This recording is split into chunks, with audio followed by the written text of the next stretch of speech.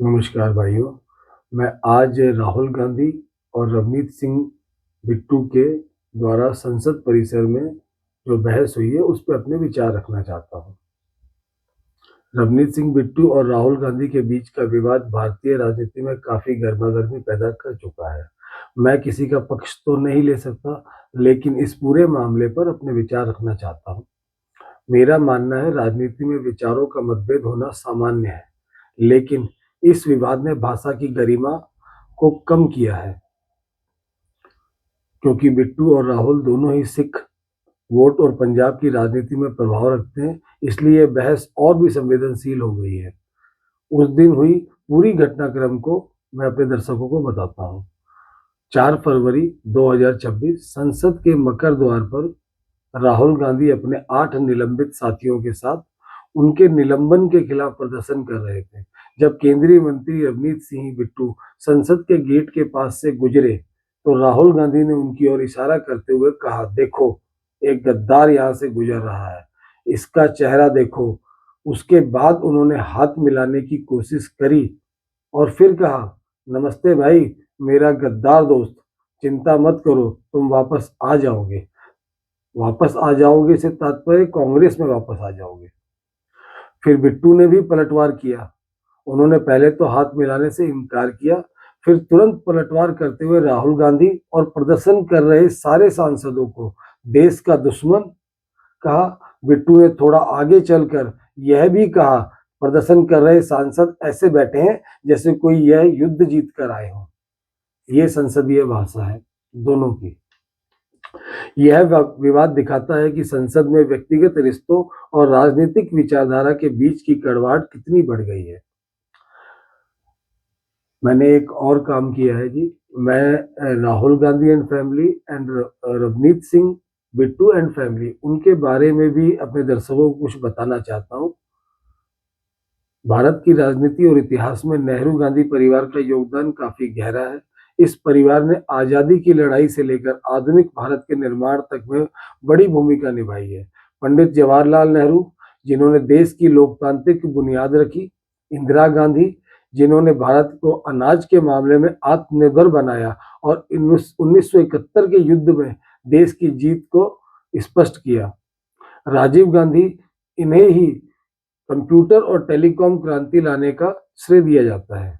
सोनिया गांधी, इन्होंने कांग्रेस और देश के कई वर्षों तक जोड़ के रखा।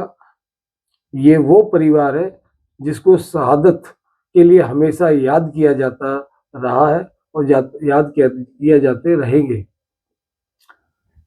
अब मैं रवनीत सिंह बिट्टू एंड फैमिली के बारे में कुछ बताना चाहता हूँ। बिट्टू का परिवार शहादत की विरासत के लिए जाना जाता है। बिट्टू पंजाब के पूर्व मुख्यमंत्री बेअंत सिंह के पोते हैं, जिन्होंने 90 के दशक में पंजाब से उग्रवाद टेररिज्म को खत्म करने में अहम भूमिका निभाई और इसी दौरान उनकी हत्या कर दी गई। बिट्टू के पिता सरदार स्वर्ण सिंह राजनीति में इतने सक्रिय नहीं रहे, लेकिन पंजाब में उनके करे हुए कार्य एक मिसाल के तौर पर याद रखे जाते हैं। बिट्टू के भाई गुरकीरत सिंह कोटली और बिट्टू की बुआ गुरकनवल कौर, यह दोनों पंजाब सरकार में मंत्री रहे हैं। कुल मिलाकर रवनीत सिंह बिट्टू एक ऐसे नेता हैं जो अपनी पारिवारिक विरासत के गौरव और आधुनिक राजनीति की चुनौतियों के बीच संतुलन बनाने की कोशिश कर रहे हैं। ये दोनों परिवारों का एक छोटा सा सारांश मैंने निकाला था, उसी को मैंने आप लोगों को बताया है। अब मेरे कुछ सवाल है इन दोनों सांसदों से और हमारे बाकी सांसदों से, क्योंकि इनकी बहस हुई है इसलिए इनसे स्पेशली ये सवाल है। इन दोनों परिवारों का राजनीतिक इतिहास एक समान है। क्या यह अपनी गरिमा भूल गए हैं?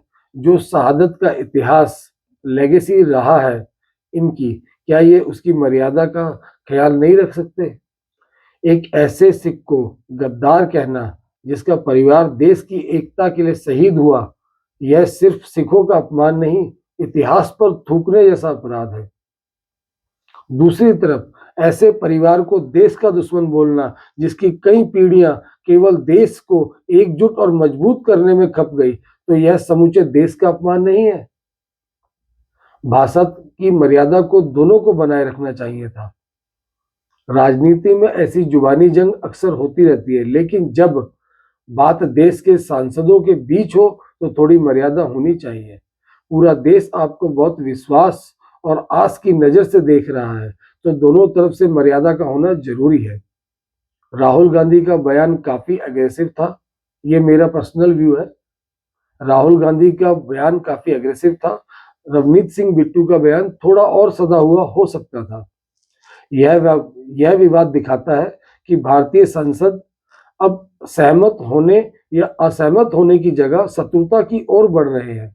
यह केवल दो व्यक्तियों की लड़ाई नहीं है, बल्कि भारतीय राजनीति के बदलते स्वरूप का संकेत है।